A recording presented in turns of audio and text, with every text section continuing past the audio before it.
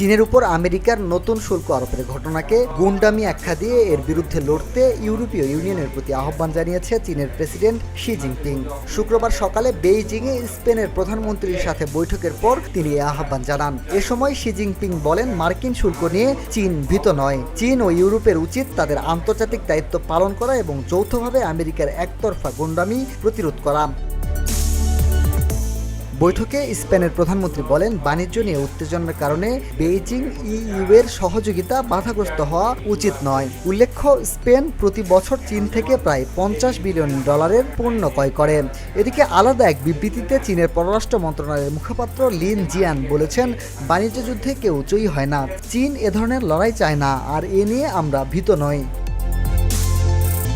Minhajul Islam, VOD Bangla, news desk.